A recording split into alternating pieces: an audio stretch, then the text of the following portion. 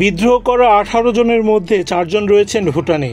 সেখানে পারো এফসির হয়ে খেলবেন দেশটির ফুটবল লিগে। বোনের অসুস্থতার কারণে ক্যাম্পে যোগ দেননি তহুরা খাতুন। সোমবার কোচ পিটার বাটলারের সঙ্গে বৈঠকে বসেছিলেন অন্য 13 বিদ্রোহী ফুটবলার।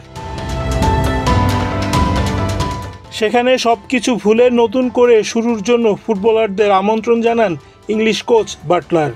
কোচের সেই আমন্ত্রণ গ্রহণ করেছেন বিদ্রোহ করা নারী ফুটবলাররা। মঙ্গলবার সকালে অনুশীলনে ফিরেছেন কৃষ্ণা সানজিদারা। এর মধ্য দিয়ে 68 দিন পর অবসান হলো নারী ফুটবলের বিদ্রোহ। ঈদের লম্বা ছুটির পর সোমবার থেকে শুরু হয় নারী দলের ক্যাম্প। এদিন জিম সেশনে যোগ দেননি বিদ্রোহীরা। তবে মঙ্গলবার সকাল 6টায় ধানমন্ডির আবাহনী মাঠে অনুশীলন করে বাংলাদেশ নারী ফুটবল দল। সেখানে যোগ দেন কোচ বাটলারের বিরুদ্ধে বিদ্রোহের ঘোষণা দেওয়া বেশিরভাগ ফুটবলার।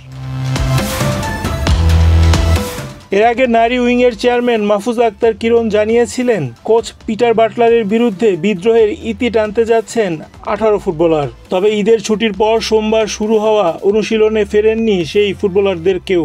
এতে কিছুটা জটিলতা তৈরি হলেও বাফুফের পক্ষ থেকে জানানো হয় মঙ্গলবার অনুশীলনে ফিরবেন তারা।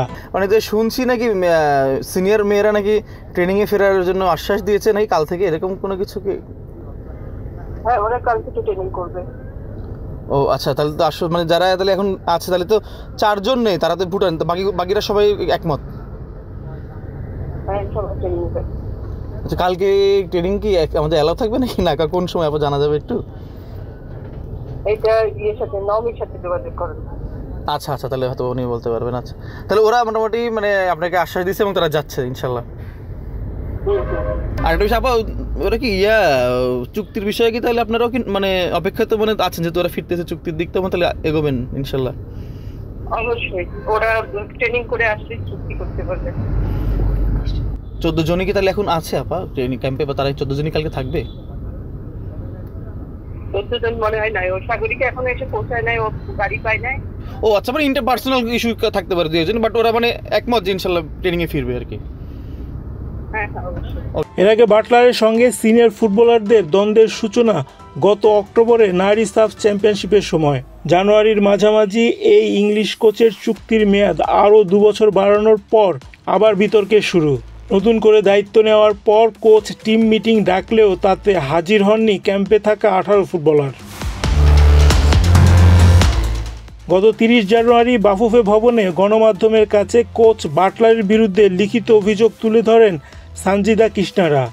18 ফুটবলার ছাড়াই বাটলার তরুণ দল নিয়ে সংযুক্ত আরব আমিরাত সফরে যায়। সেখানে 2 ম্যাচেই হেরে যায় বাংলাদেশ দল। এতে বাস্তবতা সামনে আসে সকলের। সব কিছু ভুলে মঙ্গলবার অনুশীলনে যোগ দেন বিদ্রোহ করা ফুটবলাররা। জুনের শেষ সপ্তাহে এশিয়ান কাপ বাছাই, সেই বাছাইয়ের লক্ষ্যে চলছে এ ক্যাম্প। অতীত ভুলে বিদ্রোহী ফুটবলারদের অনুশীলনে ফিরিয়েছেন কোচ বাটলার। এখন দেখার বিষয় সব কিছু ভুলে তার চূড়ান্ত দলে কজনকে জায়গা দেন এই ইংলিশ কোচ। রায়হান রাসেল, বাংলাদেশ প্রতিদিন।